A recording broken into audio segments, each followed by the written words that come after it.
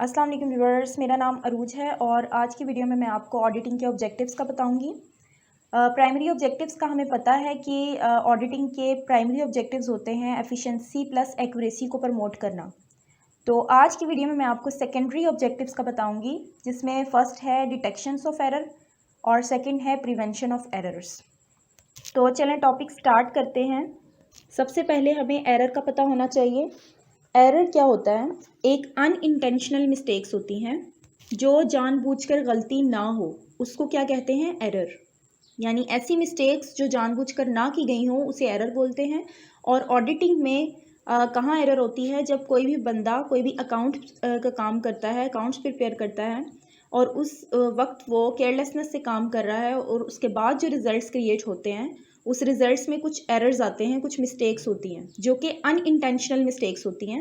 उसमें उस बंदे की कोई गलती नहीं होती, यानी वो उससे अचानक हो गया है, उसने जानबूझकर या इंटेंशनली वो उसका पर्पज़ नहीं होता कि वो जानबूझकर वो मिस्टेक निकाले।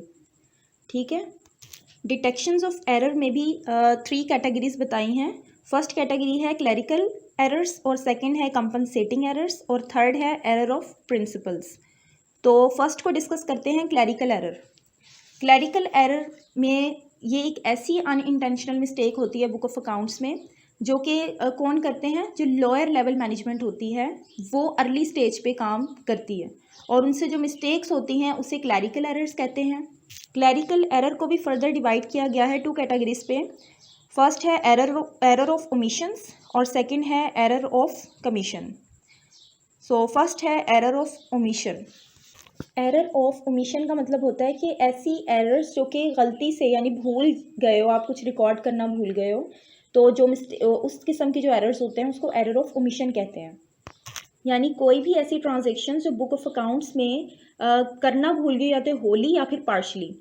ठीक है, या तो पूरी ही आप रिकॉर्ड करना भूल गए हो ट्रांजेक्शन्स को या कोई स्पेसिफिक अमाउंट को, या फिर आप हाफ भूल गए हो, कुछ अमाउंट भूल गए हो लिखना। तो इस किस्म के जो एरर्स होंगे उसको क्या कहते हैं? Error of omissions. इस किस्म के जो एरर्स होते हैं उनको डिटेक्ट करना थोड़ा डिफ़िकल्ट होता है और उसका जो इफ़ेक्ट होता है वो ट्रायल बैलेंस में नहीं होता। ठीक है, एरर ऑफ ओमिशन का इफेक्ट ट्रायल बैलेंस में नहीं होता। जैसे कि एग्जांपल से समझते हैं कि एक 5000 रुपीज़ की गुड्स हैं वो KSN कंपनी को सेल की हैं। ठीक है, 5000 की गुड्स सेल की हैं और अमाउंट भी रिसीव्ड कर ली है, बट जो सेल है वो सेल बुक में रिकॉर्ड करना भूल गए हैं। यानी सेल बुक में वो अमाउंट या वो ट्रांजेक्शन्स रिकॉर्ड ही नहीं की जो कि एक्चुअल में हुई थी। या इसी तरह से सेकंड समझते हैं कि गुड्स परचेज़ कर रहे हैं मिस्टर अल-फतेह से 60,000 की। ठीक है, लेकिन उसको परचेज़ जर्नल में रिकॉर्ड करना भूल गए हैं। तो इस किस्म की जो मिस्टेक्स होंगी वो एरर ऑफ ओमिशंस में रिकॉर्ड होंगी या उसको एरर ऑफ ओमिशन कहेंगे। और अगर ऐसा एरर हो जो कि ओवरऑल ही लिखना आप तकरीबन भूल गए हो तो उसका ट्रायल बैलेंस पे कोई इफेक्ट नहीं होगा। लेकिन ऐसा एरर जो आपने पार्शली एरर है या पार्शली आपको रिकॉर्ड करना भूल गया है, तो इस किस्म के जो एरर होंगे उसका ट्रायल बैलेंस में अफेक्ट होगा और वो डिटेक्ट भी हो सकता है। तो उससे कैसे हम प्रिवेंशन उसकी कैसे होगी? प्रिवेंशन के लिए क्या होता है कि उस अफेक्टिव इंटरनल चेक अगर होगा एक ऑर्गेनाइजेशन का, तो उसके थ्रू क्या होगा? इस किस्म के एरर को इस किस्म के एरर से हम बच सकते हैं, एक ऑर्गेनाइजेशन प्रिवेंट हो सकती है। तो ये उसकी प्रिवेंशन है। यानी अगर day by day affective internal checking होगी, इंटरनल कंट्रोल अच्छा होगा, तो इस किस्म के एरर से फ़ौरन बचा जा सकता है। सेकंड है error of commission. Error of commission में ऐसे एरर्स होते हैं जो कि आप रॉन्गली रिकॉर्ड कर रहे हो, इनकरेक्ट रिकॉर्ड किया अपने बुक ऑफ अकाउंट्स में। जैसे लेट्स सपोज 50,000 रुपीज़ हैं वो पे किए हैं KMN कंपनी को, कोई फर्नीचर सप्लाई किया था उन्होंने, तो उनको पे किए हैं और उसको सेम कैश बुक में रिकॉर्ड भी कर लिया है। जबकि जब उसको लेजर में पोस्ट किया है, उसकी लेजर में जर्नल से लेजर में पोस्टिंग हुई है KMN कंपनी की, तो उसको डेबिट कर दिया 50,000 जो रुपीज़ थी उसको 500 में रिकॉर्ड कर दिया गलती से। ठीक है, रॉन्गली एक मतलब उसने ज़ीरो ही कम कर दिए हैं। 50,000 की अमाउंट थी जिसको उसने डेबिट कर दिया किस अमाउंट से? 500 से, यानी रॉन्ग रिकॉर्ड किया है। इस किस्म के जो एरर्स होते हैं वो एरर ऑफ कमीशन होते हैं। और इस किस्म के एरर से प्रिवेंशन कैसे होती है कि इस तरह के जो एरर्स होते हैं वो ट्रायल बैलेंस में रिफ्लेक्ट करते हैं, नज़र आते हैं, तो उससे बचने के लिए रूटीन चेकिंग अगर बुक की होगी तो उससे बचा जा सकता है। सेकंड कैटेगरी है कंपनसेटिंग एरर्स। कंपनसेटिंग एरर्स को ऑफसेट एरर भी कहते हैं। ये एरर कब होता है? जब आप सेकंड एरर कर रहे हो अपने फर्स्ट एरर को कंपनसेट करने के लिए। या इस किस्म के जो एरर होते हैं वो कब किए जाते हैं? ताकि नेट रिजल्ट जो है उस एरर का, यानी डेबिट साइड और क्रेडिट साइड जो है वो दोनों नलिफाई हों और कोई इफेक्ट ही ना पड़े उस चीज़ का ट्रायल बैलेंस पे। जैसे ABC एंड कंपनी है, उसमें 5000 अमाउंट को डेबिटेड करना था उसके अकाउंट में, जबकि उसको 5000 से क्रेडिटेड कर दिया। और same as it is X, Y and Z account है, उसको 5000 से क्रेडिट करना था जबकि उसको 5000 से डेबिट कर दिया। तो आप देखें, जिसको डेबिट करना था 5000 से उसे क्रेडिट कर दिया और दूसरी अमाउंट को क्रेडिट करना था उसको डेबिट कर दिया, ताकि दोनों की जो बैलेंस है दोनों का वो सारा ज़ीरो के इक्वल हो जाए और उसका अफेक्ट ट्रायल बैलेंस में ना हो।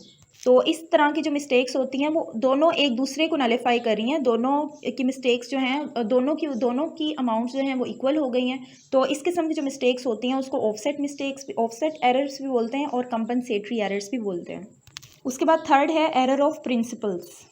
ये एरर्स जब होती हैं जब बुक ऑफ अकाउंट्स में जो भी चीज़ रिकॉर्ड की जा रही है वो इंटरनेशनल अकाउंटिंग स्टैंडर्ड के अकॉर्डिंग नहीं होती, मतलब उसमें अकाउंटिंग प्रिंसिपल्स फॉलो नहीं किए गए, तो जो मिस्टेक्स जनरेट होंगी उस मिस्टेक्स को हम क्या कहेंगे? प्रिंसिपल ऑफ एरर्स या एरर ऑफ प्रिंसिपल्स। जैसे लेट्स सपोज ये कब हो सकती हैं? जैसे इनकरेक्ट एलोकेशन की है, यानी रॉ मटेरियल अगर आप परचेज कर रहे हो 50,000 का, तो वो बाय नेचर तो रेवेन्यू एक्सपेंडिचर है, मगर आप अगर उसको रिकॉर्ड कर रहे हो कैपिटल एक्सपेंडिचर्स के तौर पे, तो ये आप क्या कर रहे हो? ये आपकी मिस्टेक है, यानी आप अकाउंटिंग प्रिंसिपल्स फॉलो नहीं कर रहे। इसी तरह से अगर आप कोई बिल्डिंग परचेज कर रहे हो, तो जो बिल्डिंग परचेज कर रहे हो वो बाय नेचर तो कैपिटल एक्सपेंडिचर होगा, लेकिन अगर आप उसको रेवेन्यू एक्सपेंडिचर कर रहे हो तो वो भी आप अकाउंटिंग प्रिंसिपल्स को फॉलो नहीं कर रहे।